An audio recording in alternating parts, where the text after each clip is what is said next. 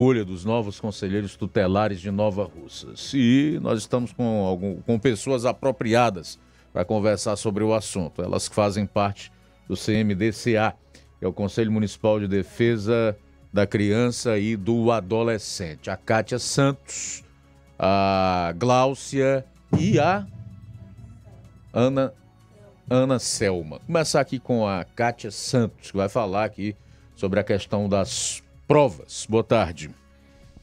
Boa tarde. Pois não. Boa tarde, Luiz Augusto. Boa tarde, Zilanda. Boa tarde, Letícia e todos os ouvintes do Sistema Seara de Comunicação. É um prazer retornar a essa emissora de tão grande suporte e importância para a nossa cidade. Cláudia, obrigado. O prazer é nosso. Obrigado por atender o nosso convite. Vamos então falar um pouco aí sobre as provas, o horário, enfim, o cronograma, tudo que está preparado para que os candidatos possam eventualmente fazer as provas. Bom, Luiz Augusto e ouvintes, né? Esse processo da eleição unificada do Conselho Tutelar, ele já acontece desde março, que o Conselho Municipal se reúne, ele delibera, ele estuda as leis que orienta, que é a CONANDA, e então de lá para cá foi feito um cronograma e sendo respeitado, tudo em parceria com o Ministério Público, para que as coisas aconteçam na conformidade como está sendo. Então nós chegamos na etapa da prova, certo? Nós tivemos 72 pessoas inscritas e somente uma que foi interferida devido não estar com a idade que o edital exige. E então hoje nós temos 71 pessoas. Essas 71 pessoas elas vão passar por uma prova neste domingo, certo? Que é a prova de averiação de conhecimentos do processo de escolha do Conselho Tutelar. Essa prova vai acontecer no Colégio Municipal 11 de novembro. Ela vai iniciar pontualmente às 8 horas, são 3 horas de duração. E a gente pede às pessoas que estão inscritas que compareçam ao local meia hora de antecedência, para verificar a sua sala, a questão da verificação do documento, inscrição, tudo como é para ser, certo? E essa prova ela vai constar de 20 questões, sendo 12 do ECA e 8 da Lei Municipal 1114/2019. Certo? Do que trata a Lei Municipal?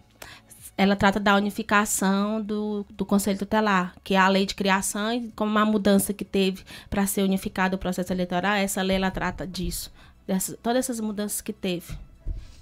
Certo. E aí, quais são... só os aprovados irão disputar a eleição? Então. Isso. Que após a prova, né? Só deixar bem claro que são 3 horas de prova e a comissão tem até às 14 horas para divulgar o gabarito. Esse gabarito ele vai ser divulgado lá... No mesmo dia? No mesmo dia. No domingo ainda? Domingo ainda. A gente vai fixar na Casa dos Conselhos o gabarito. Deixar bem claro que, assim, é até às 14. Né? Pode ser que seja às 14 em ponto ou antes. Vai depender do fluxo dos inscritos, desenvolver a prova. Aí, no outro dia, a gente vai divulgar o gabarito nos órgãos competentes, que é na Câmara Municipal, na Prefeitura, no Fórum, no CRAS, no CREAS, onde a gente vem publicando todas essas resoluções desse processo. Mas assim como acontece em concursos públicos, os candidatos também terão aí um tempo para recurso? Eles vão ter dia 1º e dia 2 para entrar com os recursos. Certo, esses recursos devem ser destinados a quem? Vai ser destinado ao CMDCA e entregue na Casa dos Conselhos. Certo. E o prazo para que haja uma resposta, eventualmente, para esse recurso, negando ou recebendo? Dia 3. Dia 3 de julho. Já é para estar com tudo isso no ponto. É tudo, assim, Luiz Augusto, é tudo cronometrado, porque assim, a gente tem um cronograma municipal, tem um cronograma do TRE, que a gente também tem que estar seguindo, respeitando, porque toda a gente está aí na Fortaleza, entregar... tudo é uma parceria do município, né? Caso CMDCA, com o Ministério. A gente vai para o TRE todos os meses entregando o que eles estão solicitando desse conselho. Então, assim, dia 1º e dia 2 é recurso e dia 3 já o resultado. E aí, quem vai concorrer à eleição para o Conselho Tutelar? Os candidatos aprovados. Quantos? Aí, só os domingos. Todos? Não, quem passar na prova. Só quem passar na prova. 70% da prova. Quem fizer 70% da prova. Aí está apto a disputar a eleição. Aí, boa sorte. Para o conselho. Ah, legal. Muito bem. A gente vai conversar um pouco aqui com a Gláucia, que será responsável por esse processo de eleição. Gláucia, boa tarde. Bem-vinda aqui ao Jornal Ceará. Boa tarde, Luiz. Boa tarde, Zilanda, Amanda, né, aos ouvintes do Sistema Ceará de Comunicação. É um prazer estarmos aqui para divulgarmos um processo de grande relevância na defesa de direitos das nossas crianças e adolescentes. As minhas observações, Luiz, a respeito desse processo, elas são bem simples. Nós temos um processo democrático, onde as pessoas, através da prova, que acontecerá domingo, dia 30, elas vão estar aptas ou não a participarem, darem continuidade ao processo. Quem estiver apto vai concorrer à eleição, né? Gostaria aqui de frisar que nós, do CMDCA, nós tivemos todo o cuidado de, junto com todos os conselheiros que compõem o conselho, né, solicitarmos o apoio técnico da secretaria. Vimos a necessidade de que essa prova fiscalizada pelo Ministério Público, na pessoa do promotor Dr. Pablo, né, foi licitada uma empresa que vai realizar a prova. Nós não temos acesso a essas provas. Nós vamos estar participando do processo dentro da logística, que é a parte de fiscalização e de organização. Nós não temos responsabilidade com a elaboração de prova. Nós tivemos o cuidado de manter todos os padrões que uma seleção ou um concurso público faz, né? Em que a empresa que foi licitada e ganhou esse processo vai ter detectores de metais. Nós vamos estar cumprindo à risca tudo que rege no edital. E também dizer que, diante de tudo isso, nós precisamos fazer com que esse projeto ele seja o mais legítimo possível, né, e que todos os candidatos que inscritos estão para a prova, eles tenham o seu direito respeitado e que o processo ele seja realmente um processo em que todos façam e tenham a certeza de que é um processo em que o Conselho tem buscado fazer a sua parte no sentido de fazer com que essa prova se dê da forma mais tranquila possível. O Glaucio, e qual será então o tempo em que os candidatos terão para entrar em contato com as pessoas, né, para pedir voto, enfim, para estar nas residências, nos estabelecimentos, num contato mais direto com o eleitor? Assim que for divulgado o resultado de quem está apto a concorrer, automaticamente eles já estão aptos a entrar nessa Começa disputa. Na mesma hora. E na mesma hora. Saiu o resultado, já pode entrar eles em campo. já podem entrar em campo e fazer a parte de convencimento da população, até porque, diferentemente das eleições municipais, federais e estaduais, a gente sabe que ainda existe uma dificuldade da população sair de casa para votar para o Conselho Tutelar, mas a gente está vendo que essa realidade está mudando. A Kátia e a Cintia e eu tivemos um treinamento no TRE e a gente discutiu justamente isso. O TRE dá todo o suporte de urna, a gente teve cuidado de ampliar os números de sessões para que a Kátia vai explicar em que a gente vai tentar botar da forma de comodidade para que a população ela tenha acesso a um processo no dia da eleição em que eles tenham urnas mais próximas de casa, que não seja tão reduzido, né, para não dificultar esse acesso e a disponibilidade do eleitor ir participar da escolha dos futuros conselheiros. Você acha que é possível fazer assim uma eleição nos moldes das eleições que se faz, por exemplo, para prefeito, para vereador e para a escolha de outros nomes, com urnas nos distritos e em várias sessões, nos mais variados locais da cidade? Você acha que isso é possível numa eleição para conselheiro tutelar? Nesse formato, na mesmo quantitativo, não, mas a gente tentou fazer com que não ficasse tão distante, não ficasse tão reduzido o número de urnas. Foi feita uma logística pensada e distribuída de uma forma que a gente acha que será Deu uma forma... comodidade maior ao eleitor, no caso. Com certeza.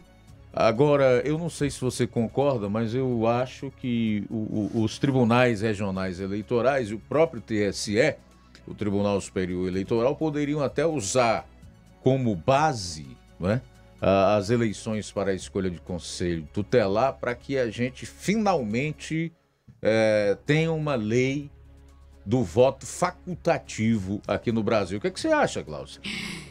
Eu acho que isso seria ótimo, Luiz, né? Porque, assim, verdadeiramente o cidadão... Porque para a eleição do Conselho Tutelar não é obrigado, cara, a votar. Isso, porque aí seria verdadeiramente as pessoas sairiam de casa com o compromisso de fazer a diferença. E eu acho, inclusive, que essa história de que o eleitor brasileiro não gosta de votar, que se ele não for obrigado a ir votar, não vai, né, dá muita abstinência, comparando ou pegando como base as próprias eleições para a escolha de conselhos tutelares anteriores, a gente tem uma desmistificação desse mito aí, porque, pelo que a gente observou, há sim uma frequência legal. O pessoal quer escolher o seu conselheiro tutelar. E assim eu acredito que deva ser, caso um dia o voto seja facultativo no Brasil, no processo de escolha dos representantes, dos governantes, né? Eu acho que sim. Concordo com você. Agora, o Glaucia, houve um número muito grande, o número de inscritos para as provas surpreendeu? Nos surpreendeu porque, baseado nas eleições anteriores, eram pouquíssimas pessoas que procuravam, que tinham interesse. Então, a gente vê que hoje essa questão de estar atuando, de estar dentro da política pública, de querer contribuir, né, de buscar uma colocação também a título de mercado de trabalho, ela tem ampliado as possibilidades. Prova é de nós termos tido 72 inscrições, né, e hoje estarmos com 71 apenas concorrendo por conta de um indeferimento, mas a gente realmente ficou surpreso, porque diante dos nossos plantões na Casa dos Conselhos com as inscrições, tinha hora que a gente precisava pedir o pessoal para sentar e aguardar por conta da fila de espera. A demanda, ela realmente nos surpreendeu. Bom, só vai poder votar num candidato nessa eleição? O processo, ele hoje estabelece que eu, enquanto cidadã novarrucense, vou às urnas escolher o meu conselheiro tutelar. Não existe essa de chapa, de um candidato tal se agregar outro candidato e ali eles formarem uma composição de uma chapa para que a gente vote mais de um candidato. Então, hoje a escolha, ela ficou o direito ao voto para um candidato. Muito bem. E dependendo aí do número de aprovados nas provas, nós poderemos ter uma disputa bem mais acirrada esse ano, né? Com certeza. Hoje nós temos, né, uma possibilidade... E o fato também de só poder votar num. Isso vai fazer com que a população pense, analise, reflita e pare também para ouvir cada um deles durante esse período, para ouvir quais são as propostas e também saber o que é a área de atuação do Conselho Tutelar. Beleza, é importante. 13h08. Liga aqui o microfone da Kátia. Kátia, quero deixá-la aí à vontade para suas considerações finais. Desde já agradecer pela presença de vocês aqui no programa. Nós é que agradecemos, Luiz, essa parceria. É só lembrar aos candidatos, né, a população que nos escuta nesse momento, domingo será a prova, né? Então, após esse processo de prova, quem passou ou se tiver que entrar com algum recurso, aí depois, né, que vai ser a eleição. E aqui, olhando no cronograma, Luiz Augusto e ouvintes, no dia 22/7 é que nós, o Conselho da Criança e do Adolescente, vai se reunir. Dia 10 ele vai publicar os candidatos habilitados, né? E no dia 22 de julho vai ter uma reunião com todos os candidatos que vão estar aptos a concorrer para firmar o compromisso com os candidatos habilitados. Porque assim, né? Só eu passei, eu vou cair em campo, vou pedir voto. Não, tem todos umas orientações a ser seguida também, certo? E lembrar os candidatos, né, que deverão chegar na escola 11 de novembro, 7h30, munido de caneta preta ou azul, o seu cartão de inscrição, seu documento de identificação com foto, né? E só poderá sair da prova com 1 hora após. O candidato que sair antes, ele será eliminado. Qualquer Tem que dúvida... passar pelo menos 1 hora. E qualquer dúvida, é só procurar ler a resolução número 5, que ela está publicada na Casa dos Conselhos, na Câmara Municipal, no Fórum Municipal, na Prefeitura Municipal, no CRAS e no CRES. Todas essas orientações de como vai transcorrer esse processo da prova está nessa resolução número 5. Tá bom, obrigado. Então, queria agradecer a parceria. E em outro momento, né, depois de passar a prova, quando estiver mais próximo da eleição, nós voltaremos para dizer à população onde vai ter a urna, que seção está agregada àquela escola. Porque assim, como a Glaucia disse, a gente teve que fazer a logística pensando no eleitor, mas também não é como a eleição, né, comum. Né? Fica no meio. Mas assim, a gente procurou, diante das situações da anterior, as sugestões, as críticas, a gente procurou fazer da melhor forma possível e é o que nós queremos como CMDCA. Sem dúvida. Glaucia, algo a mais a acrescentar? Não, aqui fica o nosso agradecimento, porque toda essa logística, ela requer de todos os envolvidos, né, muita dedicação e empenho. A gente queria agradecer ao cartório eleitoral do nosso município, que sempre que a gente precisa direcionar algo para levar ao TRE, a gente conta com o apoio, né, do cartório eleitoral aqui do nosso município. Nós queremos agradecer ao Ministério Público, que nos cobra e nos cobra muito. E a gente se sente super à vontade para saber que essa cobrança ela só contribui para que o processo ele se dê de uma forma transparente e correta. Agradecer a equipe técnica da Secretaria de Assistência Social, a pessoa da Ana Selma e da secretária Érica Holanda. E agradecer a todas as ONGs que, de alguma forma, indicaram nomes de pessoas, de cidadãos, que têm contribuído voluntariamente dentro do Conselho, que também fazem parte da comissão e do Conselho, para que esse processo e a política pública de defesa da criança e do adolescente, ela realmente aconteça da melhor forma possível no nosso município. Ok, conversamos aqui com a Kátia Santos e a Glaucia sobre o processo que antecede aí as provas e consequente eleição para a escolha dos novos conselheiros tutelares aqui no município de Nova Russas, ambas representando aqui o CMDCA, Conselho Municipal dos Direitos da Criança e do Adolescente.